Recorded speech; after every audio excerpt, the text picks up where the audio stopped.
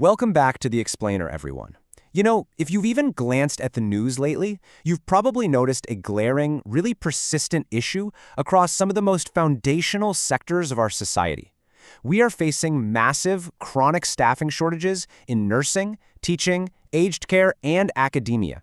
These are literally the pillars holding up our healthcare, our education, and our elderly support systems. And yet, we simply cannot find enough people to do the jobs. It's a crisis that affects every single one of us, but the actual mechanics behind why it's happening are deeply misunderstood. So today, we're going to break down the exact economic reality driving this whole crisis. So what's the very first question everyone asks? Why can't we just pay teachers and nurses more? It seems like the most obvious, straightforward solution in the world, right? When you have a high-stress, deeply demanding public sector job that nobody wants to do, you should just throw money at it until the positions fill up. It's politically popular, it sounds completely logical, and yet it doesn't actually work to fix the shortages. In fact, doing so can sometimes have the exact opposite effect. Crazy, right? Okay, let's dive into this. Usually, the standard rule of the labor market is pretty simple. Higher wages equal more workers. As wages increase, workers are incentivized to work more hours. If your boss offers you more money, you're obviously more likely to take that extra shift. It makes perfect sense. But the strange paradox we see in nursing, teaching, and aged care is that higher wages can actually result in less labor being offered by the workers. It's completely counterintuitive. Section 1. The strange labor curve. To figure out what's really going on here, we have to look back at the early 20th century, specifically at the work of an economist named Gary Becker. He noticed that, humans don't just blindly chase an infinite amount of dollars. Instead, we constantly calculate the utility we get from both money and our free time. This brings us to a concept known as the backward spending labor curve. Simply put, after a worker reaches a specific level of income, they actually begin to value their leisure time way more than extra dollars. Because high-stress environments make that free time incredibly valuable, offering more money per hour actually leads to them working fewer hours, basically because they can hit their target income faster. Now, what's really interesting about this slide is the shape of this thing. When you map this reality out on a graph, it's fascinating. Normally, as wages increase along with hours worked, a trend line like this would just keep going up and to the right basically forever. But in these essential fields, it doesn't. Instead, it climbs, hits an invisible wall, and literally bends backward. Let's walk through it step by step. Step 1. Right there from R prime to S prime is totally normal behavior. Initially, as the wage increases, let's say from $10 to $20, the hours worked increase too. The worker is happy to do a bit more for a bit more cash. But step 2 introduces the breaking point. At a certain wage threshold, we hit the inflection point right at T prime. The wage goes up, but the hours of labor actually drop back down. The worker is making so much per hour that they choose to literally buy back their own free time rather than work that extra hour.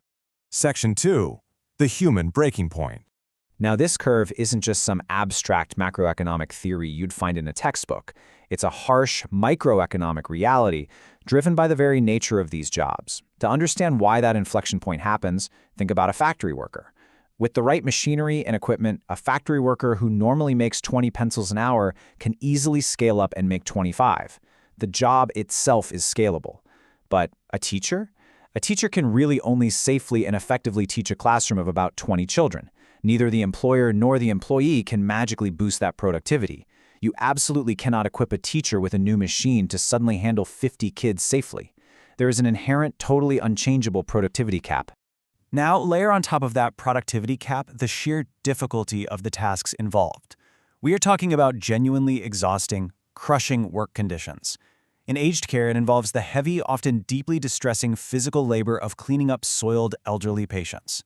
In education, it's the profound mental and emotional drain of managing 20 moody teenagers for 8 hours a day, which, let's be honest, is a heroic feat that probably deserves a medal of its own. Just imagine for a second you already have substantial savings in your bank account, or you've made enough to pay your bills this week. Would you voluntarily take on an extra shift of that just for a little extra cash? When the conditions are that draining, the threshold for just saying no is much, much lower. In the micro-reality of human behavior, if one shift covers all your basic living expenses and the work environment is inherently miserable, the motivation to take on more shifts completely vanishes. You just want to go home. The conditions simply aren't great, so most workers never push past that threshold. They opt instead to protect their physical and mental well-being over securing a few extra dollars. Section 3. A broken policy trap. Because these critical industries are almost entirely dependent on fixed government budgets, policymakers are trapped in a pretty horrific reality. They know that raising wages won't yield more labor from their existing workforce, and because budgets are so insanely tight, wage growth artificially stagnates anyway. For instance, from 2013 to 2023, base salaries for nurses on a national average lagged behind inflation by almost 1% every single year. So not only does paying them more not instantly solve the labor shortage, but the systems employing them are actively letting their real-world earning power slide backward year after year. And the consequences? Well, they are entirely predictable and, honestly, catastrophic. 8,000. That is the massive number of hard-to-fill nursing vacancies reported by Health Workforce Australia in 2024 alone. We aren't talking about mild staffing hiccups here. We are talking about thousands of critical medical positions sitting completely empty because the economic mechanics of the job are fundamentally broken. The education sector mirrors this exact same crisis. 5,000.